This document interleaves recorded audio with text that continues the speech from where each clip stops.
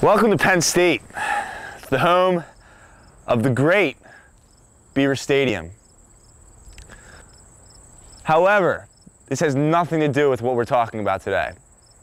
If you follow me and turn around into the shadows, the valley, if you will, of this great Beaver Stadium, you'll find the Center for Sustainability here at Penn State University.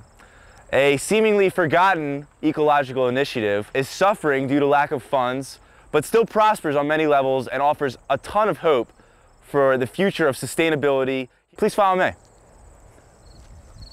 My name is James Frowns, and I work as the resident manager of the Center for Sustainability.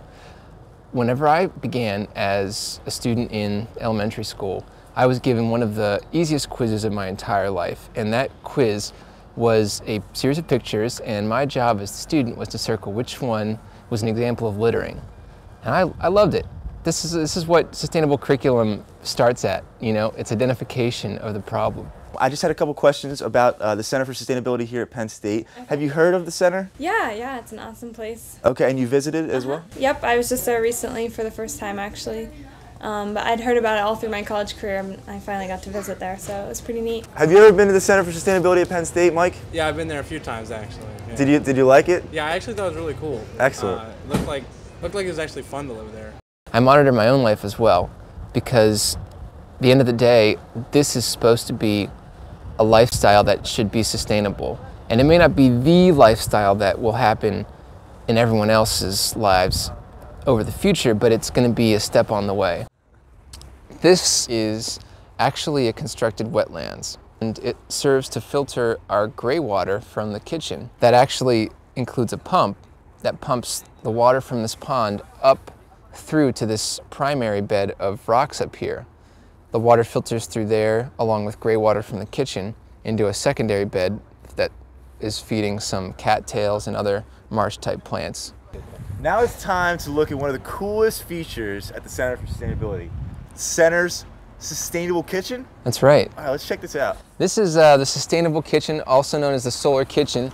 And what we have here is a structure for creating delicious, sustainable food, as well as a demonstration of some green building techniques. This, which we call the Sunfrost refrigerator, it's custom made in California, and it's actually taking the equivalent of energy of a light bulb, which is pretty amazing if you know about the general energy needs of a standard refrigerator. I think that young people care about the environment. I just think that it may be hard to get them to do anything about it if it's going to interrupt their life stream.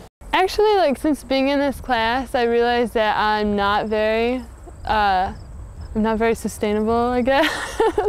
I don't know very much about what's going on. A lot of my friends recycle. I guess you could say I'm environmentally friendly, but I drive an SUV, I waste a lot of gas, I don't recycle. I throw garbage on the streets, I don't recycle anything.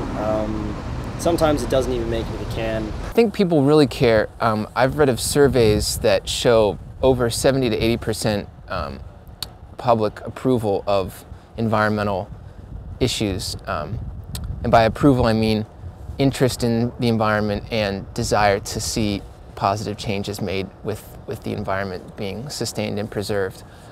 I don't think really well, maybe a few people, but not that many people in this society can consider themselves truly sustainable. Just like everything like the roads we use and everything, you know, are not sustainable. Would I visit the center? How far away is it? People don't even really know where it is or what it is. You just sort of say it sounds like a concept rather than an actual thing that they could visit. I think if people knew about it, like when they got here, that would be something. The biggest things I'm trying to focus on right now are less packaging and buying fresh and local food as much as possible, eating things that are in season and available locally.